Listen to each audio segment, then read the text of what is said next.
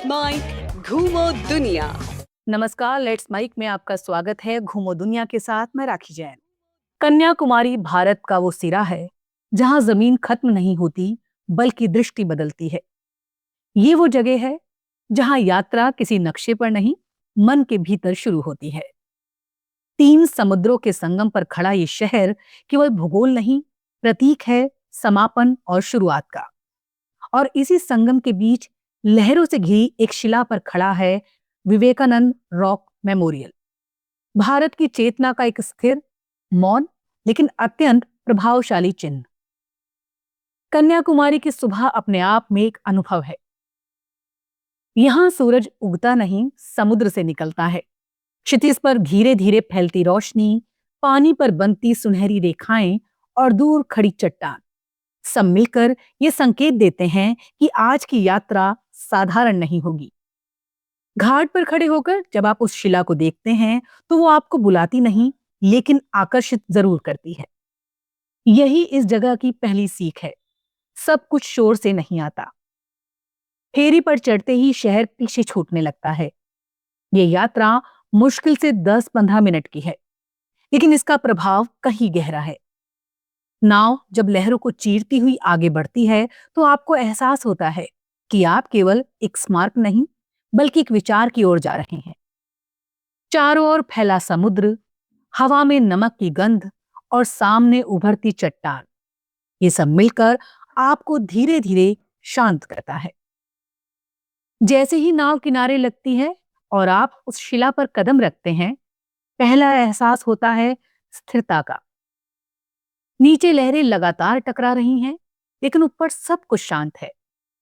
यही वो विरोधाभास है जिसने 1892 में स्वामी विवेकानंद को यहां ध्यान में बैठने के लिए प्रेरित किया था। कहा जाता है कि यहीं उन्होंने भारत की आत्मा पर विचार किया, उस भारत पर जो राजनीतिक रूप से पराधीन था लेकिन सांस्कृतिक रूप से अटूट। विवेकानंद रॉक मेमोरियल का निर्माण 1970 में हुआ, लेकिन इसकी आत्मा उससे कहीं पुरानी है। ये स्मारक किसी मूर्ति या भव्यता के लिए नहीं बनाया गया। इसका उद्देश्य था उस क्षण को संरक्षित करना जब एक विचार ने आकार लिया। यही कारण है कि ये इमारत ऊंची नहीं, ठोस है, सजावटी नहीं, संतुलित है। ये चट्टान पर ऐसे बैठी है जैसे वहीं की हो और अलग से रखी हुई नहीं। स्थापत्य की दृष्टि से ये स्मारक दक्षिण भारतीय शैली की सादगी और प्रतीकवादिता को दर्शाता है।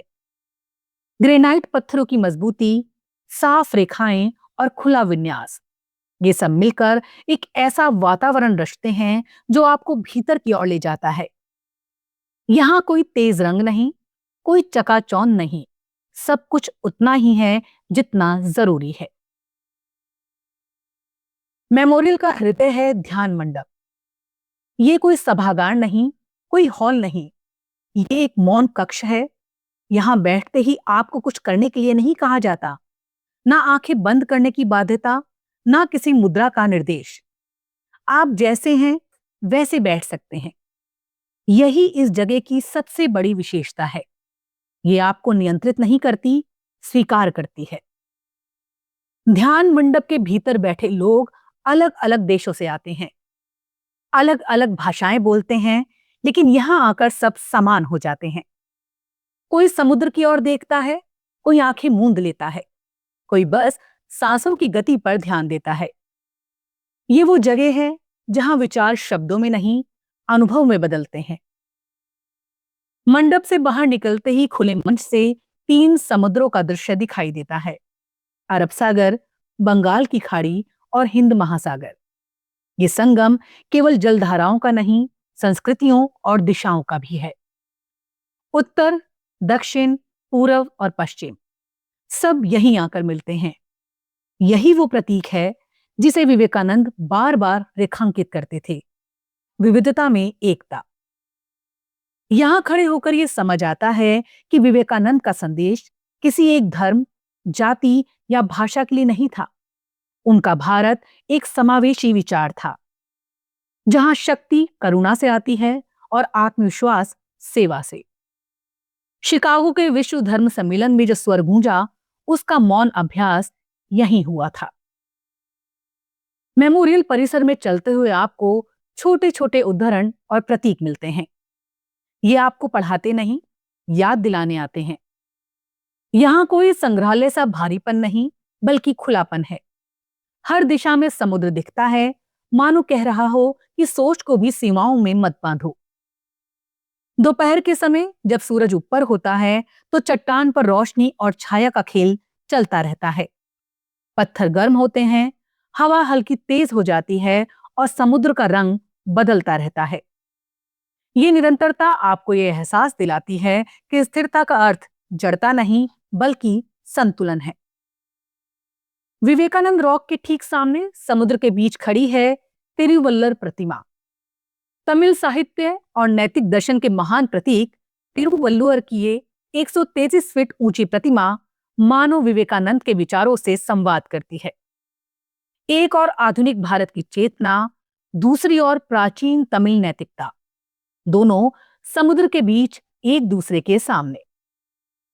ये दृश्य कन्याकुमारी को साधारण पर्यटन स्थल से ऊपर उठाकर एक वैचारिक संगम बना देता है। यहाँ भूगोल, दर्शन और इतिहास एक दूसरे में घुल जाते हैं। शायद इसी कारण ये जगह केवल देखने के लिए नहीं, ठहरने के लिए बनी है। शाम होते होते यहाँ का रंग और भाव बदलने लगता है।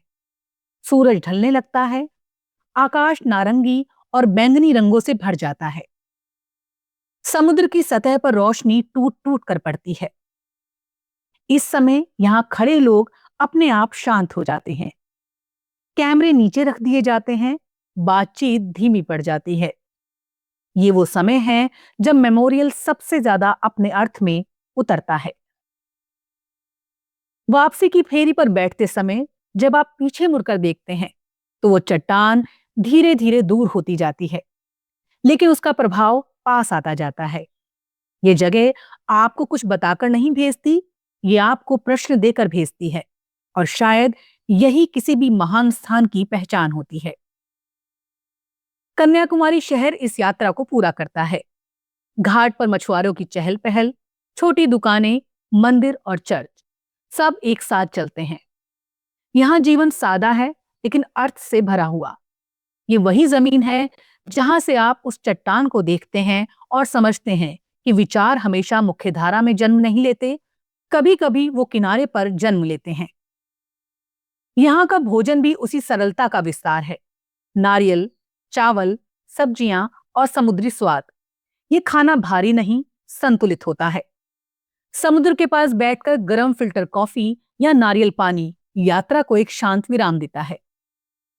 रहने के लिए कन्याकुमारी में कई विकल्प हैं, लेकिन असली अनुभव सुबह सुबह समुद्र के किनारे टहलने में है।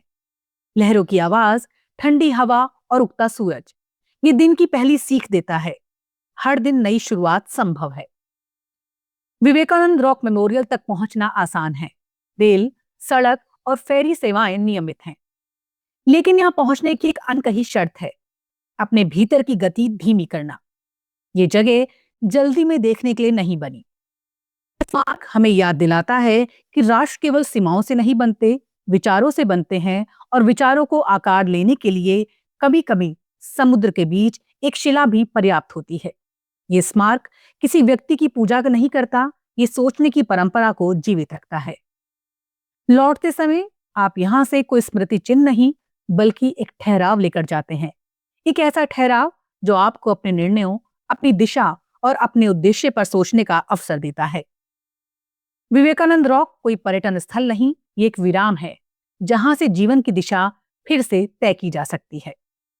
घूमो दुनिया में आज के लिए इतना ही। अगली बार फिर चलेंगे एक नई यात्रा पर। तब तक के लिए देखते रहिए, सुनते रहिए लेट्स माइक। नमस्कार।